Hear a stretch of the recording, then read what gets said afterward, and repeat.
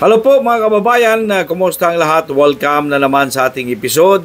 Samahan ninyo ako sa episode ngayong araw. Pag-usapan natin itong reaksyon ni former Governor Chavit Singson tungkol dito mga kaibigan sa balita po na siya po ay sasampahan ng kaso matapos mga kababayan na lumabas ang dating gobernador at nagsalita po patungkol dito sa maanumalyang flood control mga kaibigan. Dito sa ating nakuha na impormasyon, sinabi ng dating gobernador ng Ilocos Sur, Chavit Singson. Babasahin ko na lang po itong nakuha nating impormasyon. Sabi niya, tingnan niyo ang kabulukan ng gobyerno natin. Nauna pa ako ngayon na kasuhan kisa sa mga kawatan. Bah, galit na talaga si Manong Chavit Plunder daw dahil sa pagbinta ko ng overprice sa lupa ko. Anak ng, yan ang sabi niya, nakaput. Yun, di na tinapos. Obvious naman Sabi ng gobernador, obvious naman Nung hindi ako nag-ingay kontra korupsyon at kontra sa gobyernong bulok na ito, wala akong kaso. Ngayon, biglang meron na. Nakakatawa na nakakagalit. Biruin mo. Sabi niya halos dinonate ko na nga ang lupa ko sa munisipyo. Ngayon, overpriced pa daw? Ang sarap sampalin sa magkabilang muka itong mga taong ito. Aba, galit nga si tatang si Manong former Governor Chavit. Kaya sabi niya sa panahon ngayon, pag kumontra ka, aray ko po, may kaso ka. Yan ang legacy ni Bongbong. Utak, walang alam. Aba, ano ba to? Tago ng tago sa saya ng mga spokesperson. Harapin niya ako. Magdebate kami kung sino mapapahiya at kung sino ang may aalingasaw na bulok. Ayan. Nagalit na si Manong Chavit. Nakakapagtaka naman po, Nung hindi po siya lumabas, walang ingay. Di ba, walang mga ganito.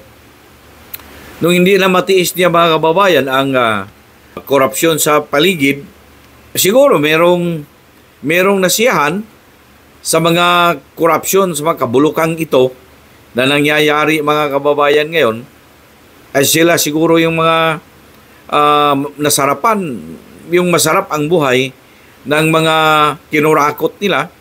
Sila lamang siguro po yung mga taong hindi po nagagalit sa ngayon patungkol dito sa mga korupsyon na ito.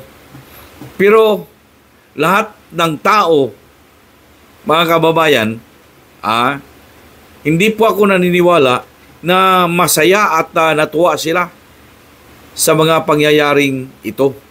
Siguro nakakatawa naman po kung nalaman mo may mga ganitong korupsyon, di ba po, at mas ginusto mo pang depensahan, mas ginusto mo pang itago, o mas ginusto mo pang hindi sila mapangalanan at hindi sila maimbestigahan kaysa sa hanapin ang katotohanan.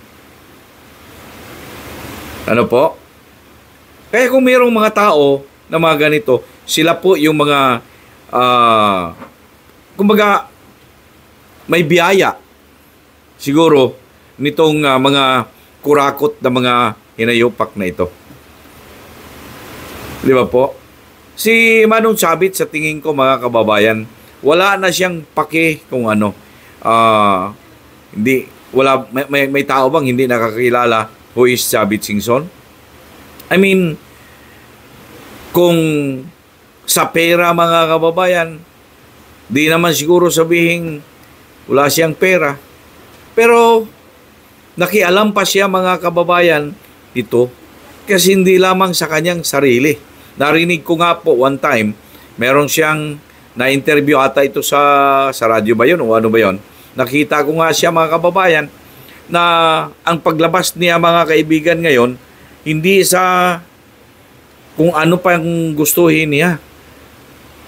Lumabas siya, mga kaibigan, kasi naawa siya sa ating gobyerno na binalasubas, mga kababayan, ang ating gobyerno sa ngayon nitong mga tao na binigyan natin ng kapangyarihan, pinili, pagkatapos, imbes na sila, mga kababayan, ang magprotekta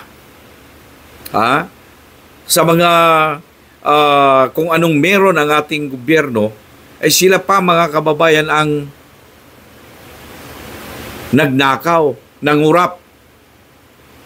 Kaya sabi niya, hindi ako makatulog, napabayaan ko na lang ang mga ganito.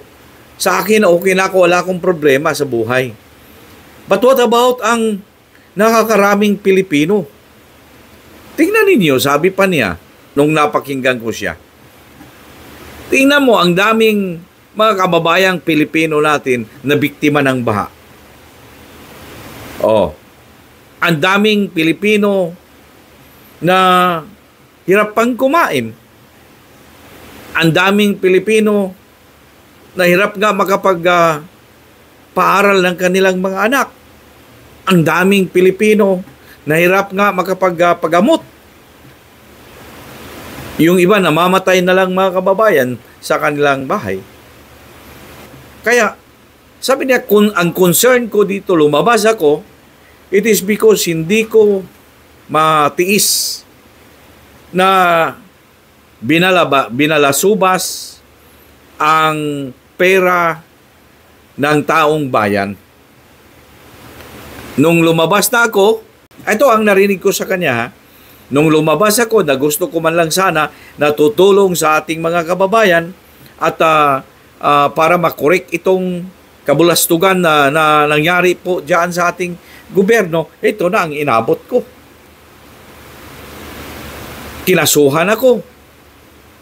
At ang kaso, mga kababayan, di ko lang alam kung yung nag-file ng kaso sa kanya ay kaano-ano, mga kababayan, dito sa mga sindikatong nasa sa gobyerno.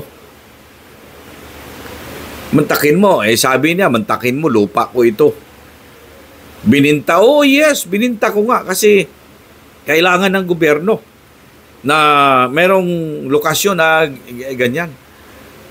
Halos bigay na lang ang presyo Sabi niya, kinote ko lang yung kanyang sinabi, mga kababayan, halos bigay ko na lang yun. At ako pa ang kinasuhan. Kung kailan ako nakatulong sa gobyerno, sa simpleng pamaraan ng ganito, kailangan naman ng gobyerno.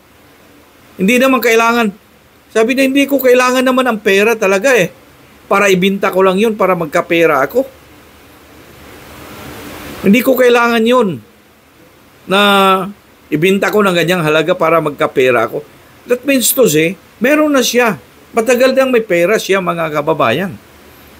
Kasi negosyante nga ito. Di ba po? Kaya, sabi niya, kung hindi ako lumabas at nag-ingay tungkol dito sa kabulastugan na ginawa nitong mga iilan na mga mambabatas natin, iilan na mga empleyado sa gobyerno, at kung sino-sino pang mga may utak nito, mga kababayan, hindi ganito. Mantakin mo, sabi niya, mas una pa akong kinasuhan kaysa kasuhan yung utak ng kabulastugan dyan sa flood control scandal. Nauna pa akong kinasuhan. Yung mga sangkot doon sa iskandalong iyon, hanggang ngayon wala pa. Hindi nga halos mapangalanan Hirap nga pangalanan. Eh, halos lahat ng Pilipino, ang isip doon na eh. Alam na ng Pilipino kung sino. Man lamang, mga kaibigan, itong mga nagpapanggap na they are after for justice, they are after for clean government, walang interes nga halos eh. Di ba po? May kunik ko lamang mga kababayan ang usapang ito doon sa mga pangyayaring mga investigasyon. May tanong lamang natin mga kababayan. Bakit ano na nangyari doon sa mga naibulgar? Si Manong Chabet, may sinabi siya. Wala nga, hindi nga napag-usapan.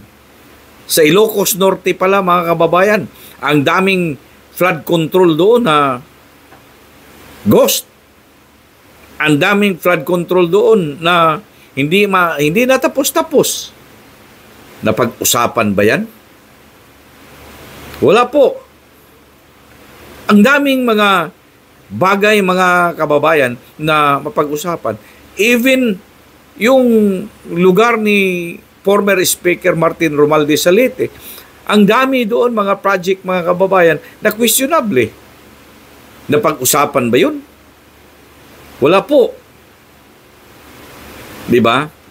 Ay itong mga nagpapanggap mga kababayan na they are after for the truth, gusto nila talagang hahanapin yung katotohanan kung sino talaga ang mga utak nito, ililalayo eh. Di ba po? Nakikita natin na linilihis, linalayo mga kababayan doon. Tingnan mo, more than a month na. Mula nung nag-umpisang nabulabog ito mga kaibigan. Anong inaatupag ngayon ng ating gobyerno? Ng ating dating DOJ Secretary na ngayon nasa ombudsman na. Ang inaatupag ngayon mga kababayan, maghanap na ng mga salin. Anak ng tupa. Di ba po? Hindi nga nakapag-umpi. Andiyan na, binigay na sa inyo. Kumbaga, sinusubo na eh. Di ba po? Bakit pumunta ka pa sa ano? Walang problema yon. Sige na, i-reserve mo na yon. Makasuhan lang muna itong mga taong sangkot dito sa mga katiwalian sa flood control. Masaya na ang taong bayan. Ihilira mo na yon. Sige na, hindi naman sinabi ng taong bayan, pabayaan na yon. Kung sino at kung ano-ano yon, sige. Pero ito ang importante ngayon mga kaibigan eh. Di ba? Hindi yung halimbawa na ngayon. Gusto na nila mga kababayan na umpisa na naman yung reklamo daw ni Trillanes. Nasangkot mga kababayan si former President Duterte doon sa ay naku po. Ang ko sa inyo. Di ba? Kaya going back mga kababayan doon sa kay former Governor Chavit Singson, yung hinala niya tama eh. Sa tingin ko po yung hinala niya tama eh. Na bakit siya pa ang naunang nakasuhan kaysa sa doon yung pinaka-issue ngayon, korupsyon mga kababayan diyan sa DPWH ng flood control mga project kababayan. Di ba po? At ang mga sangkot dito ay mga mambabatas. Ay may mga pangalan na. May mga witnesses nang lumabas. Ayaw pang paniwalaan yung mga witnesses. Anak ng tupa. Di ba po? Nakakagalit nga eh. For your comments, just write it down below. Huwag kalimutan mag-subscribe sa ating channel Broadcasters Viewpoint at paki-share naman and like. Don't forget also to click the bell button para lagi po tayong updated.